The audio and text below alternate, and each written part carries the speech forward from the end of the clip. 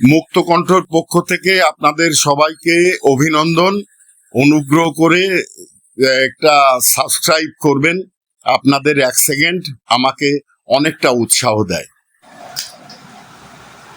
নমস্কার, মুক্তকণ্ঠ আপনার কথা নিয়ে উপস্থিত।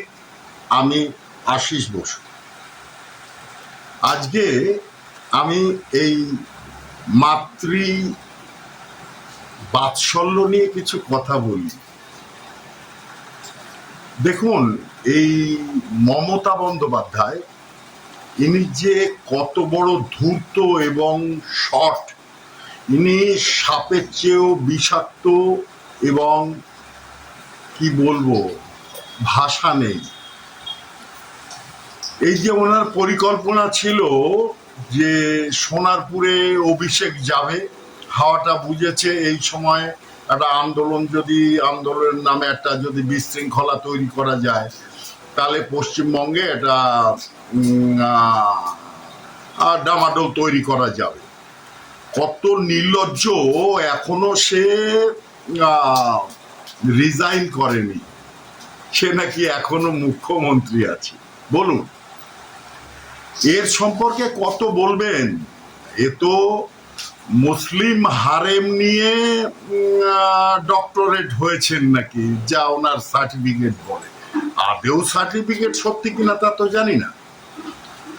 সেদিন অভিষেক বন্দ্যোপাধ্যায় যার যে তৃণমূল কর্মীর বাড়িতে গেছিল, সব সংবাদ মাধ্যমে দেখছি সে নাকি ছিল একজন সন্ত্রাসী। সে টাকা তুলতো, বিভিন্ন ধরনের সন্ত্রাসী কার্যকলাপ করত, মহিলাদের রাস্তায় ছেড়ছাড় করত। এইরকম হাজারো ঘটনা নাকি তার নামে আছে, ছিল। এখন তো তিনি স্বর্গীয়, জানি না স্বর্গে গেছে না নরকে গেছে। তো অভিষেক নাটক করতে গেছিল ওখানে, যে একটা নাটকবাজি হবে, এখানে আমারই লোক বলছি এই কারণে, কারণ যারাই আক্রমণ করেছে সবাই তৃণমূলের। 5 জন যে অ্যারেস্ট হয়েছে 5 জনই তারা তৃণমূলের। আমার নিজের লোককে দিয়ে একটু আমায় গুতোগাতা করাবে, তারপরে হসপিটালে যে ভর্তি হয়ে যাব।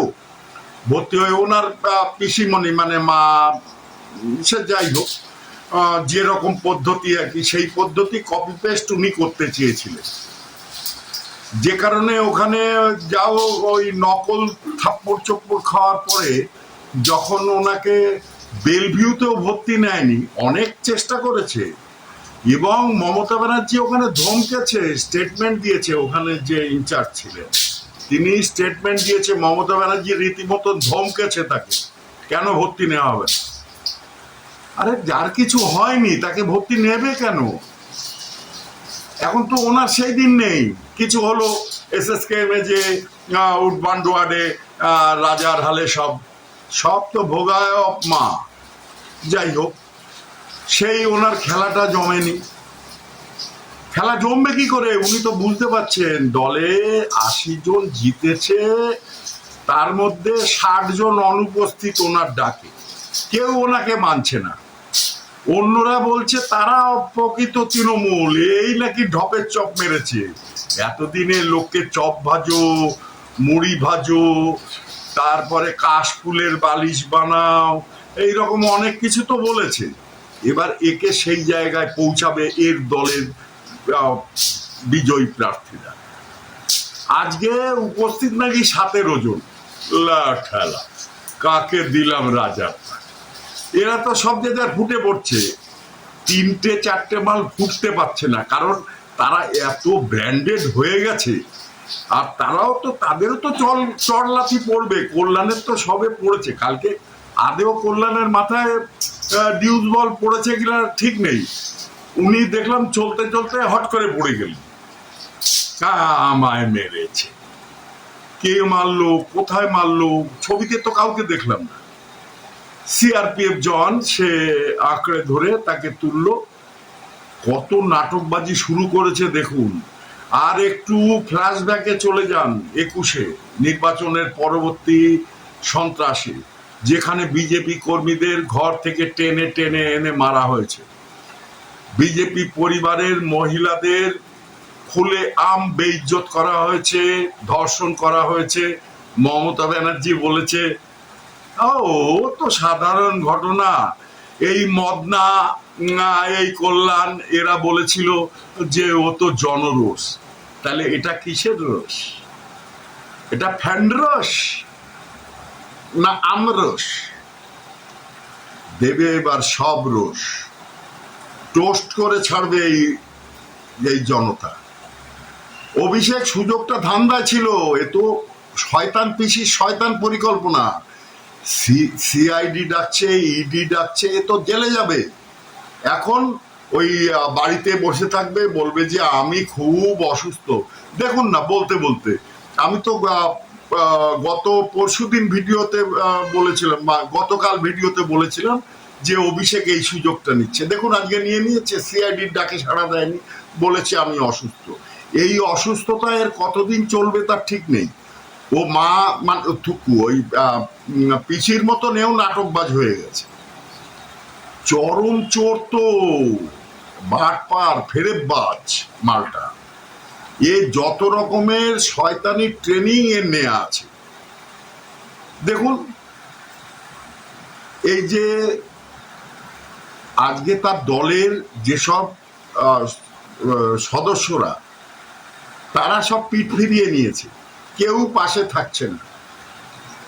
উনি নাকি লাইভ হননি, কারণ উনি লাইভ হলেই সব চিৎকার করে উঠছে, থু থু, চোর চোর, এই সব লিখছে। বলুন মানা যায়? কি কষ্ট, তাই না? মনে পড়ছে শুভেন্দুকে 18 মাস বাইরে রাখা, অধিবেশনে ঢুকতে দেওয়া হয়নি বিরোধী দল নেতাকে। আর এখানে তো বিরোধী দল নেতার নাম প্রস্তাব করা হয়েছে, সেখানেও সই জাল। শালা এই কারণে বলে এ ছ্যাঁচড়া, এরা কোনোদিন শুধরাবে না। তৃণমূল মানে চোর, ছ্যাঁচোর, বাটপার, জোচ্চোর, যত রকমের খারাপ কিছু আছে সব এই তৃণমূল। আপনি দেখুন, মিলে নিন আপনার পাড়ার লোকেদের।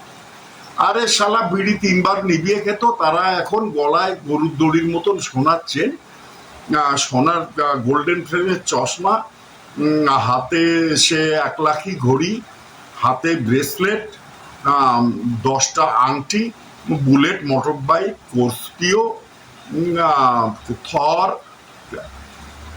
কোত্থেকে এসছে পয়সা? কোনোটা তো কোনো কাজ করে না। এটা কোথা থেকে পেল? এই যে মস্তন্দপুরের এই 2 জ্যোতিপ্রিয় ওই চালচোর তার ঘনিষ্ঠ, এরা দুজন এত টাকা নিয়েছে যে রাখার জায়গা নেই, মাঠে নিয়ে পুঁতে রেখেছে ট্রলি ব্যাগের মধ্যে টাকা ভরে। বুঝুন, এখনো কিছু কিছু লোক এদের খুব সহানুভূতি দেখাচ্ছে। হ্যাঁ, সংসদীয় গণতন্ত্র, তার অর্থ এই চোরকেও চোর বলা যাবে না, তাকেও সাধু বলতে হবে? ছি ছি ছি, আপনাদের লজ্জাও করে না? আপনারা যারা এই নির্বাচনের আগে আমাকেও থ্রেট দিচ্ছেন, বাড়িতে এসেও থ্রেট দিয়ে গেছে আমি কাজ ভালো করছি না, কি দেবদাস মণ্ডলের হয়ে সোশ্যাল মিডিয়ায় প্রচার করেছি, আমি ভিডিওয়ে আমার বক্তব্য রেখেছি, তাতে প্রচুর লাইক এসছে, কমেন্ট এসছে।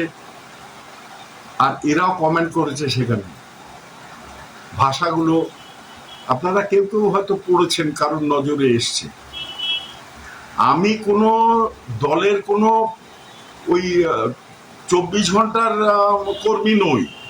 হ্যাঁ, দল ভালোবাসি, বিজেপিকে ভালো লাগে, কারণ ভালো লাগে এরা একটা সুশৃঙ্খল দল, এরা একটা নিয়ম শৃঙ্খলার মধ্যে থাকে। তাই যাদের দেখেছি এবং যাদের দেখছি, আজকে এই মহামান্য নরেন্দ্র দামোদর দাস মোদী, উনি বিশ্বের মাঝখানে ভারতের নামটাকে অনেক উজ্জ্বল করেছেন, যেটা অতীতে 70 বছরে কংগ্রেস জামানায় হয়নি। কংগ্রেস জামানায় অনেক ঘোটালা হয়েছে, অনেক কিছু হয়েছে। লাল বাহাদুর শাস্ত্রী মারা গেল, তার পোস্টমর্টেম করতে দেয়নি, তার বিচার হয়নি। শ্যামা প্রসাদ মুখার্জি তার পোস্টমর্টেম করতে দেয়নি, তার কোনো তদন্ত হয়নি। আর এক একজন কংগ্রেসের নেতা মারা গেছে, কারোর 50 একর জমি নিয়ে সমাধিক্ষেত্র, কারোর 80 একর জমি নিয়ে সমাধিক্ষেত্র। আইএনএস বিক্রান্তকে নিয়ে রাজীব গান্ধী তার সপরিবারে ওই বন্ধু অমিতাভ বচ্চন এবং জয়া বচ্চনকে সাথে নিয়ে আন্দামান ঘুরতে গিয়েছিল। সরকারি মিলিটারি প্রপার্টি এদের বাপের সম্পত্তি মনে করে রেখেছিল। ন্যাশনাল হেরাল্ড কেসে এখনো এরা সব জামিনে আছে। এই মমতা ব্যানার্জির নামে সবে তো এফআইআর শুরু হয়েছে। ইনি সর্বভারতীয় বিরোধী ঐক্যের প্রধান মুখ হতে চাইছেন। এত বড় চোরকে কেউ মেনে নেবে? সবচেয়ে বড় বড় চোর যেগুলো আছে তারাও তো মানবে না, কারণ তাদেরও তো একটা লিমিট আছে, সম্মান আছে তাদের। সেই তুলনায় এর তো কোনো সম্মান নেই। এর যে বস্তি বাড়িতে থাকতো সেটাও তো জবরদখল। এটাও তো যদি তদন্ত হয় ওটাও ছেড়ে দিতে হবে, কারণ বস্তি যেসব জায়গায় সরকারি জমি থেকে উচ্ছেদ করা হচ্ছে একে উচ্ছেদ করে দেওয়া হচ্ছে। উপরে টালির চাল, নিচে তো এসি মেসি দিয়েছে, এলাই ব্যাপার, রাজশাহী ব্যাপার। যাই হোক, এর চরিত্র তো এর চরিত্র সম্পর্কে আপনাকে আর আপনাদের কি বলবো, কিছু বলার নেই। এ সব কিছুই জাল, সব ধরনের মিথ্যে ব্যবহার করেছে। হিন্দু সনাতন ধর্মকে এ মুছে দেওয়ার চেষ্টা করেছে। সিআইএ এর এজেন্ট হিসেবে এ পশ্চিমবঙ্গকে ভাগ করে একটা নতুন রাষ্ট্র তৈরি করে তার প্রধান হতে চেয়েছে। এগুলো প্রমাণিত, এগুলো আমি বলছি তাই না, এগুলো প্রমাণিত। আর এর ভাইপো বা সন্তান কি জানি না, এ আরো বড় ফেরেববাজ। একে ইমিডিয়েট জেলে নেওয়া উচিত। জেল থেকে বাঁচার জন্য কত কায়দা করছে দেখুন। এই নাটকটা করে এখন এই সিবিআই, ইডি, সিআইডির হাত থেকে এই অসুস্থ বলে বাঁচার প্ল্যান করে নিয়েছে। আপনারা প্রতিবাদ করুন, সমস্বরে প্রতিবাদ করুন এবং বলুন যে একে জেলে রেখে তারপরে তদন্ত হোক। এই ফেরেববাজের জন্য প্রচুর মানুষ মারা গেছে। এর ব্যবহারে বিরক্ত হয়ে একজন একে থাপ্পড় মেরেছিল, সেই ছেলেটার পরিবারটাকে ধ্বংস করে দিয়েছে। আপনি খোঁজ নিয়ে দেখুন, আমি মিথ্যা বলছি না, সত্যি বলছি। যাক, একটা অনুরোধ, এই মুক্তকণ্ঠ আপনার কথাকে দয়া করে সাবস্ক্রাইব করুন, যাতে আমার মতন নগণ্য একজন ইউটিউবার সে যেন উৎসাহ পায়, আপনাদের কাছে আরো তথ্য আনতে পারে। কারণ এই তথ্যগুলো সংগ্রহ করতে হলে বিভিন্ন বিষয় জানতে হয়, বুঝতে হয়, শিখতে হয়, তারপরে আপনাদের কাছে উপস্থাপন করতে পারে। একটু সমর্থন করবেন, চ্যানেলটাকে যদি সাবস্ক্রাইব করেন ধন্য হব। যাই হোক, এই শয়তান ওই ফেরেববাজ ভাইপো আর তার পিসি, এরা দুইজন মুছে যাচ্ছে। এই তৃণমূল তো মুছে গেল বলে আগামী 15-20 দিনের মধ্যে দেখবেন তৃণমূল ছিন্ন ভিন্ন, এর কিছু নেই, মূলই নেই। তৃণ তাও শুকিয়ে যাবে, গেছে শুকিয়ে। যাই হোক, আপনাদের কিছুটা সময় নষ্ট করলাম, তার জন্য ক্ষমা প্রার্থী। ভারত মাতা কি জয়, জয় শ্রীরাম।